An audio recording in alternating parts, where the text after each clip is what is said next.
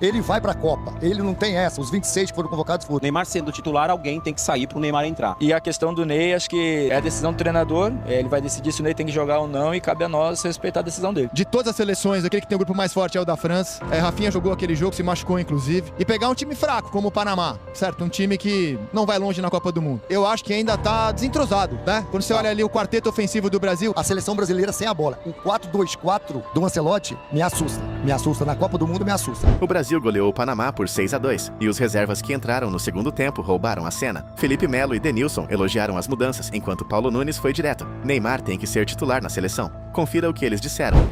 E o Neymar foi ovacionado quando ele apareceu antes do jogo, e mesmo antes de aparecer já tinha gente cantando o nome do Neymar aqui no Maracanã. O Neymar é muito amado por todos. Obviamente que tem as pessoas que criticam, mas penso eu que a maioria até das pessoas que criticam também gostariam que o Neymar, estão felizes que o Neymar foi convocado para a Copa do Mundo. O Neymar é um grande ídolo nacional, mundial, grande nome, por mais que não esteja no auge da sua carreira, é um grande nome.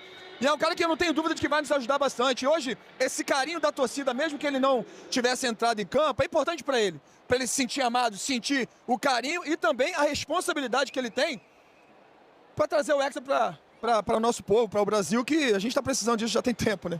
Não sabemos ainda quando o Neymar estará à disposição. Eu pergunto, por aquilo que vocês viram do time hoje, qual a função que vocês imaginam o Neymar desempenhando no time quando ele entrar nesse time, nem que seja por alguns minutos? Mais do que o Neymar no campo, André, é a questão dele pro grupo, né?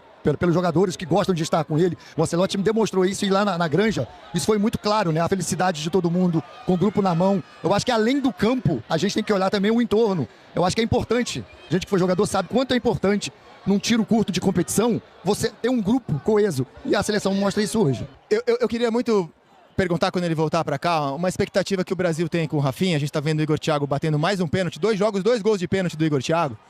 Porque eu sei que o Ancelotti costuma repetir ali internamente que na visão dele, Ancelotti, a gente tem 2 dos 5 melhores jogadores do mundo na atualidade, Vinícius Júnior e Rafinha.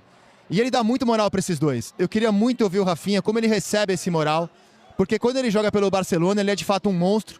E se ele se vê assim também, com esse protagonismo que o Ancelotti quer dar a ele no time brasileiro. Mas eu não tenho dúvida alguma. Ele é um dos grandes nomes, uma grande referência no futebol mundial, referência no clube onde joga, já campeão no clube onde joga. Então, assim, é um cara que é de suma importância para essa engrenagem da seleção brasileira. E nós precisamos de jogadores assim, que fazem a diferença. Numa Copa do Mundo, é tiro curto. Então, uma jogada ou outra ele pode definir, uma jogada ou outra ele pode fazer um gol, uma jogada ou outra ele pode fazer uma jogada e colocar o companheiro na cara do gol. Por isso a importância desse atleta e também na parte da liderança, porque é um dos capitães do clube onde joga. Então é um jogador completo para mim, eu sou muito fã desse tipo de jogador e eu não tenho dúvida de que vai ajudar muito o Brasil nessa corrida para trazer o Hexa. Eu só achei, vou pegar 2 extremos aqui. O jogo com a França, dificílimo, talvez a seleção, o grupo pelo menos mais forte hoje, de todas as seleções, aquele que tem o grupo mais forte é o da França. Rafinha jogou aquele jogo, se machucou inclusive. E pegar um time fraco, como o Panamá, certo? Um time que não vai longe na Copa do Mundo. Tô pegando os 2 extremos, eu acho que ainda tá desentrosado. Tá. Né? Quando você olha ali o quarteto ofensivo do Brasil, ainda não tá azeitada a máquina. Essa pergunta que eu tava fazendo para ele. Porque assim, com a bola, a qualidade individual aflora dentro do campo, né? E mascara muito o time coletivo, porque a qualidade é enorme. Agora, quando está sem a bola, é aquilo que eu falei do meu campo, né? Você não tem uma recuperação rápida, você não tem um entendimento ainda de quem vem pro canto de quem, né? Se o Rafinha vem por dentro, se o Rafinha volta pro lado direito, né? Então, esse entendimento que ele falou aqui de ajuste, esse jogo é importante para isso. Agora, a gente está aí há 10 dias, né, da Copa.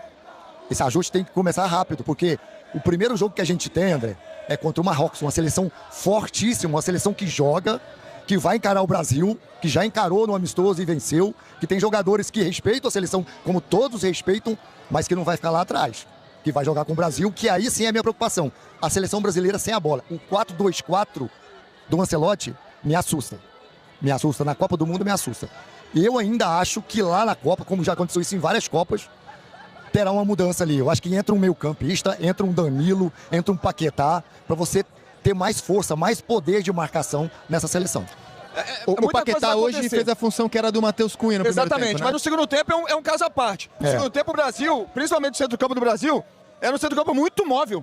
Era um toque na bola, os caras estavam brincando de jogar futebol, principalmente no segundo tempo. Certo? Isso não vai acontecer, contra Marrocos isso pode acontecer? Pode, mas é muito mais difícil. Muito difícil. É o que eu falo, Marrocos de repente vai marcar uma pressão. O que mais me preocupa vendo o jogo de hoje, principalmente no meu tempo, é que foi o Brasil dando muito chutão, procurando muito lançamento longo, e um Brasil que é tão técnico como esse. É basicamente o que eu falo do Palmeiras. E no segundo tempo mudou completamente. O segundo tempo foi um jogo de muita triangulação, de um centro-campo mais móvel, de muito mais criação. Você tendo um atacante, que é um atacante que estava segurando 2 zagueiros lá atrás. Isso faz uma diferença enorme, sem dúvida.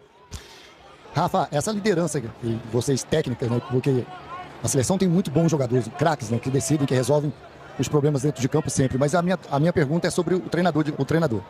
Né? O peso que ele tem, a capacidade que ele tem de cuidar do grupo, cuidar da seleção, cuidar do ambiente. E a gente vê, né, que o ambiente lá na Granja, agora aqui no Maracanã, com essa linda festa que a torcida fez para a seleção, como ele consegue controlar, né? Porque assim, é difícil, a gente foi jogador, sabe que cada um tem, né, um lado para puxar. Tem gente que quer ser titular, tem gente que quer segurar sua vaga, e ele controla isso muito bem, né? É um cara absurdo, um cara que já cortou aquela parada do Neymar, uma coisa que me chamou a atenção. Ele vai para a Copa, ele não tem essa, os 26 que foram convocados foram. Isso é bom para um grupo. Se a minha avó tivesse exatamente. Roda, seria Isso para quem tá de fora não entende, mas quem tá lá dentro para o grupo é importante demais. Ô, Rafinha, tu quer falar, Felipe? Não, pode. Rafinha, 2 coisas, assim, que eu reparei hoje, tá? Eu não sei se vocês perguntaram isso já, né? Que eu cheguei aqui depois, para não quebrar. Não, mas assim, houve agora no final a volta para, né, até agradecer o carinho do torcedor, a foto final ali com todos. E no início do jogo também fizeram ali o hino com todos os jogadores, né? Eu tô falando isso porque eu vivi uma situação em 2002 da foto da final, e aquilo tem um peso muito grande, né, para aquela geração. Queria que você falasse um pouco dessa sensação, se isso foi combinado ou se isso aconteceu naturalmente, essa união de vocês, mostrando pro torcedor brasileiro. E a segunda coisa é a chegada do Neymar na seleção brasileira, a possibilidade dele sim, a gente está mostrando a imagem aí agora, da união de vocês, e a possibilidade sim de o Neymar ser o titular. Neymar sendo o titular, alguém tem que sair para o Neymar entrar.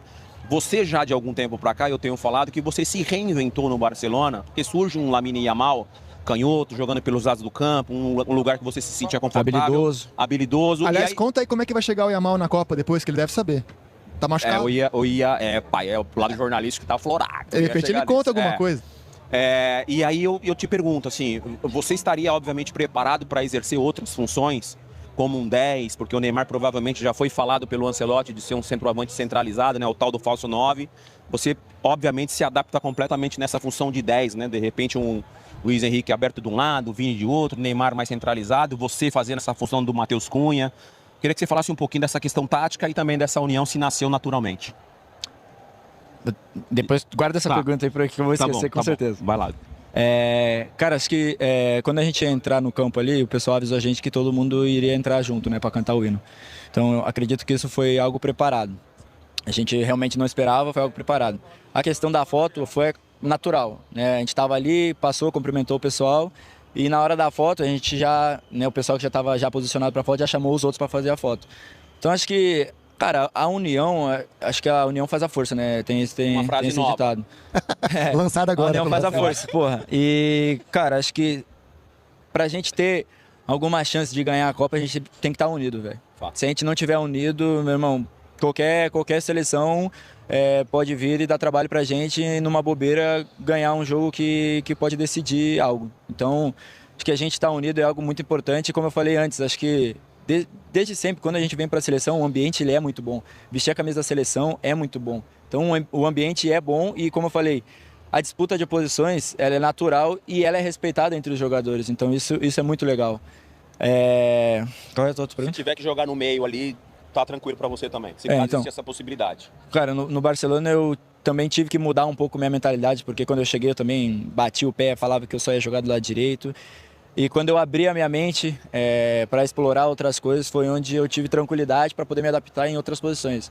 A gente não pode ser hipócrita e falar que eu ia disputar de igual para igual com o Lamine, que é mentira. Porque é um talento absurdo e não tem muito o que falar. E, então, quando eu abri a mente para isso, de ter que me adaptar para jogar em outras posições, acho que isso me ajudou bastante.